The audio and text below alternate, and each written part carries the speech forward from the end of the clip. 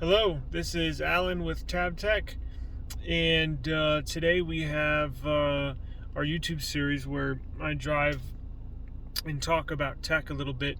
I think I'm going to name this series Ride with Tech. I think I titled my first video vlog number 1, but Ride with Tech seems to be a little more fitting.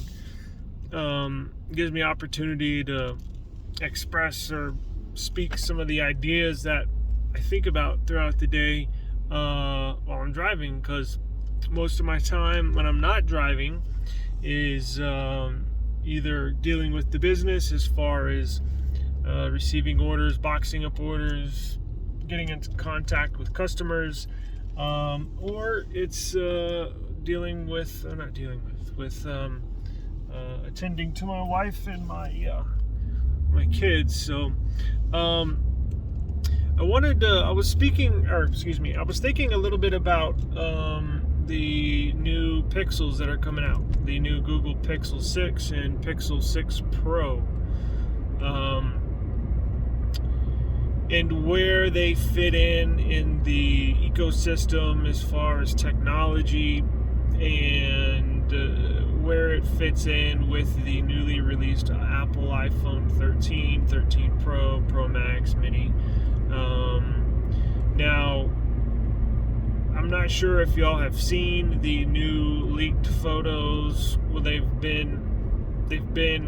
Google has slowly, I'm sure, been behind the leaks, trying to push them out around the iPhone release, because they hope if you're on the fence about either getting an iPhone or a Pixel, they want you to know, hey, we got a new Pixel coming out. Me, my wife, my daughter all use Pixels. I have a 5A right here. My wife uses a Pixel 5. My daughter uses a Pixel 5. We are big Pixel fans. They are probably, and I was DMing a old buddy that I know on Twitter, and he was asking. He saw me put up a post about the new Pixels, and he was asking me about them. And he's a lifelong Apple user, iPhone user, and I guess basically telling him if you're an iPhone user, if you're considering switching to an Android phone, which I'm sure is not a lot of y'all, but if you are thinking about it, the Pixel would be the best choice to switch over to, because it is the base it's the base model of Android as far as the ecosystem. It's very smooth. Battery life has traditionally been very good. And I think, which I noted in my DM, the biggest thing that sets them apart from the other from iPhones is that they get better with time. As time goes on, Google releases a monthly update every single month, and they get better with every update. More software features, the battery life gets better, and seemingly with iPhone, they have notoriously been doing the opposite. They purposely slow down iPhones. Nobody knows exactly why. They claim it's for better battery performance. They slow down the processor to say, it's to extend the battery life. But I think if you read between the lines, it's pretty obvious that they slow down their iPhones in hopes that the consumer thinks, oh man, this thing's getting old, I need to get a new iPhone. And I'm pretty sure that's why they do it. Again, it's been proven that they do slow them down with over time, but that's the only logical thing that makes sense. So, huge update with Pixel. They've traditionally stuck to this kind of look, the square camera, fingerprint sensor on the back, which I love. They've traditionally stuck with this. Now, it's a total new redesign. It's one of those designs where I think you either love it or you hate it. took a while for that design to grow on me. I still don't think I really love it. I think it kind of looks cool, but not something that when you first see it, it grabs you. Like, it doesn't have a striking design. It's got a sideways facing camera that goes all the way across the back. And now one of the big updates is with this year's Pixel, the Pixel 5a, which is a more affordable, cheaper Pixel, and the 5, which is what my wife and my daughter use, the current Pixels.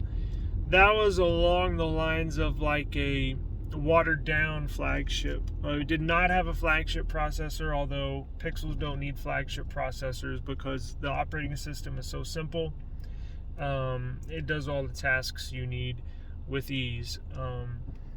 Now, the big update with them is they're finally going to put a new camera in their device, in the Pixel 6 cameras, and they're also designing their own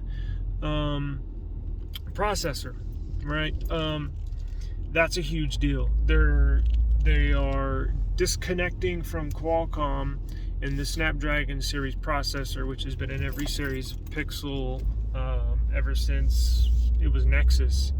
Now, the cameras that they have, that they're planning on putting in there, supposedly are going to be earth-shattering cameras as far as the quality and everything.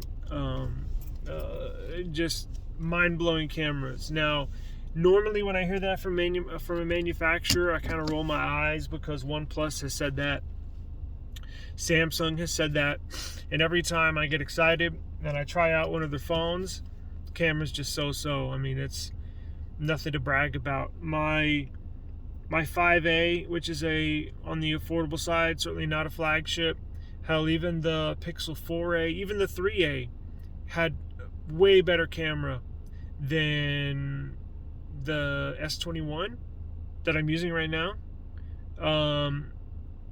Google has used a 12 megapixel camera for their main sensor for maybe 3 or 4 years, and they haven't really gone away from that because they fine-tuned it so well that going to anything else would require fine-tuning. Now, from what I've read, this new sensor that they have, a 50 megapixel camera, they've had it in the works for a couple years, and they've been fine-tuning it on the software side for a couple years. So if that's the case, I know that when they come out with the camera, of course your device is called a Pixel, it's going to have a good camera.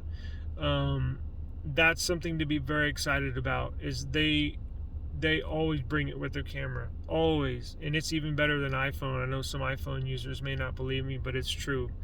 I use iPhone as well, and the Pixel is, if that's your number one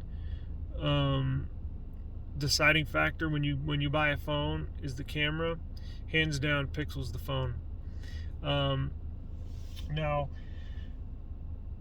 a couple other things. The Pro is going to be a big 6.7 inch screen, basically the size of a Samsung Galaxy S21 Ultra. I've had that. It's a huge phone. When you first get it, you're like, whoa, this thing is huge. It's very heavy. I'm assuming this Pixel 6 Pro is going to be the same. Very big phone, very heavy, has glass front and back. The 6 is going to be a 6.4 inch screen, which is going to be like what this size. This is a 6.4 inch screen. This Pixel 5a. That is the sweet spot for me. That is perfect as far as size, because it's big enough to where I can watch sports. You can, I don't play games, but it's not small to where, it's a really small device. Like a Pixel 5 is a 6-inch screen. 6.4 is perfect for me. 6.7 I can deal with. It's hard to use with one hand, but you can deal with it. Now, the 6 Pro is supposed to be maybe just north of $1,000. The Pixel 6 is supposed to be, I think, like $750, brand new, which is what the S21 costs. And so their pricing seems to be okay. I was thinking it was going to be, the base price was going to be $1,000 and their Pro was going to be like $1,200. Thankfully, it doesn't look like that's going to be the case. Now, in terms of sales, I know they took a, this is a huge, Google's taking a big, not necessarily risk, but I've heard some people say it's make or break with this device. It's not make or break.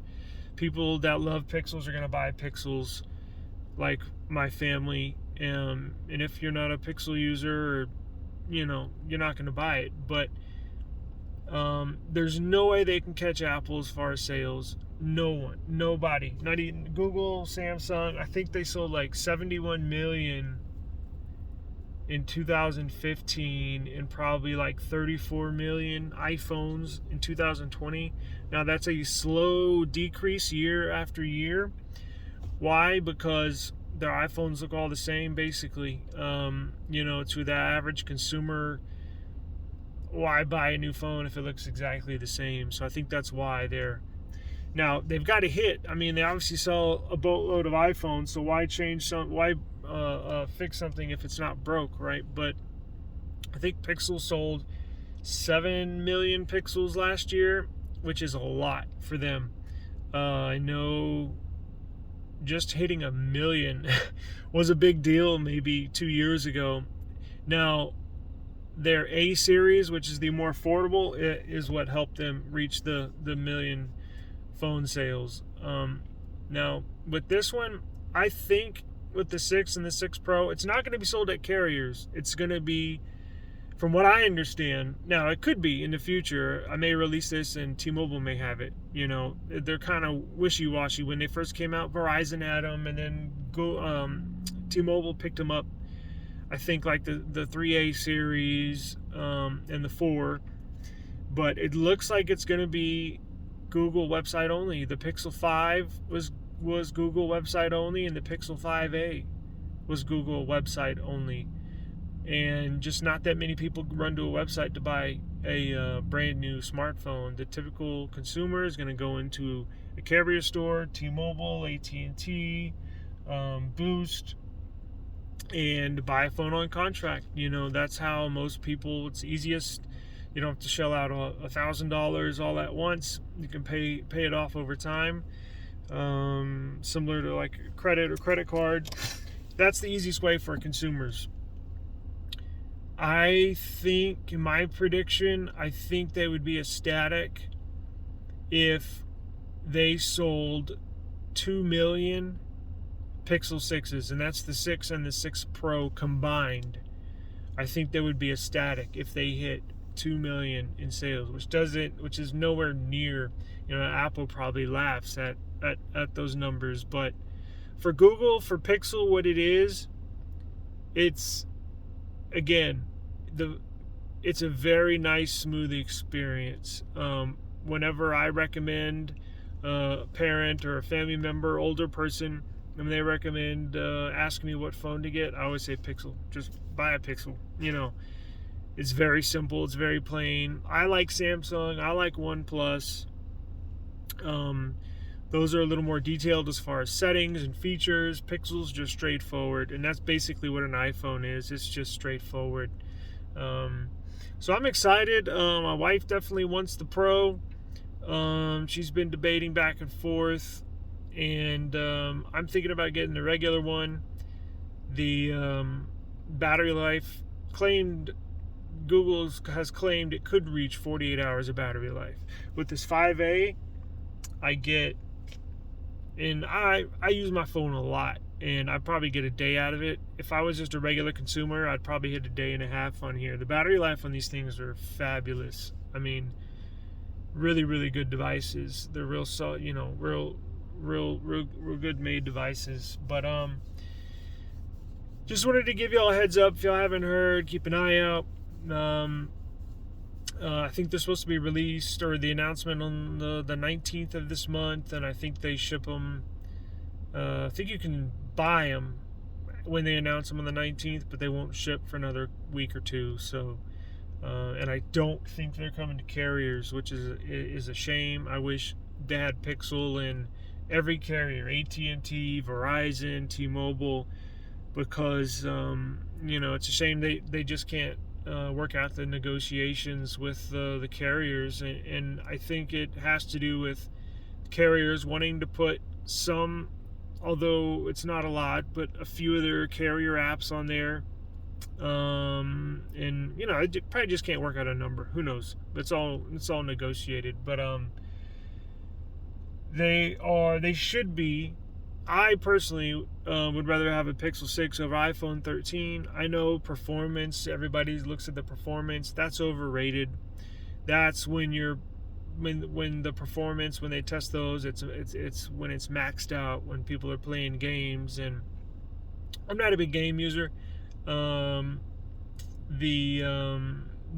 as far as a very, very smooth performance, you're not going to have any performance issues. Google's making their own CPU this year, and I can't wait to get my hands on it. So I'm very excited. I know my wife is very excited. My daughter, she could care less, as long as she has a good phone. Getting a new phone every few months is just not a big deal to her, so she's fine with her. She had a Pixel 4a, and I was trying to tell her, we need to get you this Pixel 5. It's got more RAM, it's got a bigger screen, blah blah blah. It's waterproof, and it just she's young, she doesn't care about that stuff. But she didn't want to let go of her Pixel 4a. She loved it so much, but I went ahead and bought it and changed all the data and all the apps when she was sleeping. She woke up with a new phone. Didn't even, well, she did figure it out. But Pixels are very good devices. I recommend them to everybody. They're just underrated. I know they've done a big marketing campaign. If you watch football games at night, you'll start to see some Google Pixel commercials. I'm happy about that. I think these will be a hit inside the community. It's not going to be a smash hit where they're selling millions and millions of phones, but I think the numbers that Google has set for themselves as far as in sales, I think they will be satisfied with. Now, again, not everybody loves the look, and if you haven't seen it, just go Google Pixel 6 or 6 Pro and take a look at it. They do these weird color combinations where they have these, see, look, this is like a black case. This is black, but the phone is like a dark green. But with these Pixel 6s, they have weird like pastel colors across the bottom, and then you have the camera strip that goes across, and then they'll put a totally different pastel color up on the top, real abstract colors. Like, it's not like jet black, it's like light pink, or a shade of pink and mint green. It's I'm not a big fan of that, but I'm gonna have a case on mine all day every day, so that's not too big of an issue. You may or may not like the look of it, but when you're using it, you're not looking at the back of the phone, right? You're going to be looking at the screen. So I think they will be a hit to people it matters to, like us and some other the Pixel users. I do recommend, real quick before we get out of here, I do recommend, if you're curious, if you're an iPhone user and you've kind of curious, they all do the same things, right? Smartphones.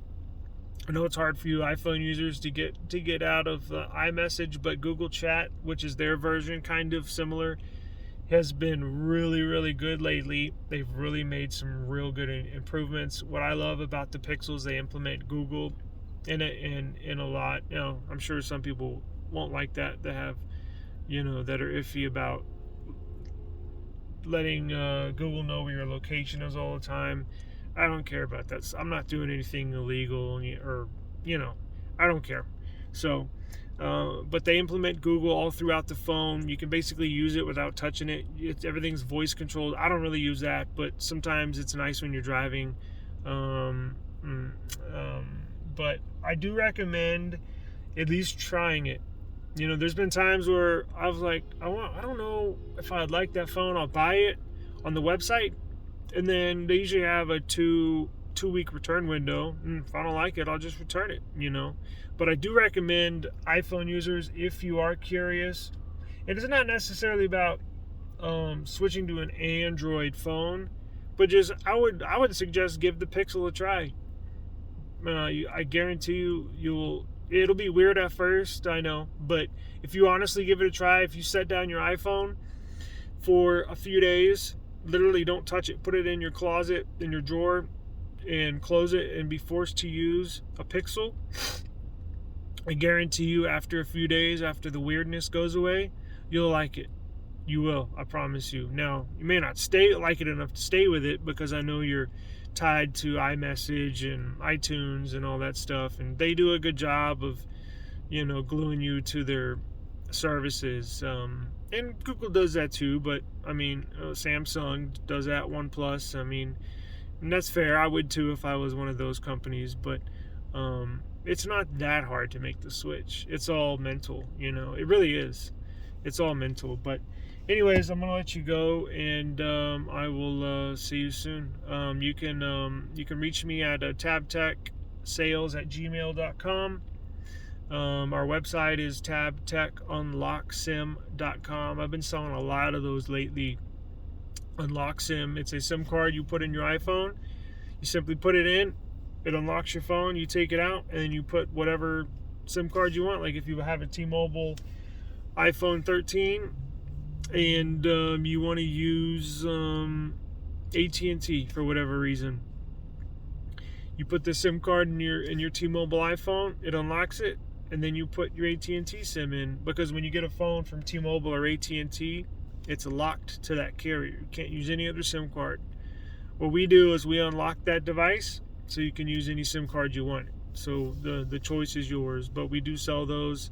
We have a reusable one, and that you can use on multiple iPhones, and a single-use one as well. But again, you can get that at tabtechunlocksim.com. Peace.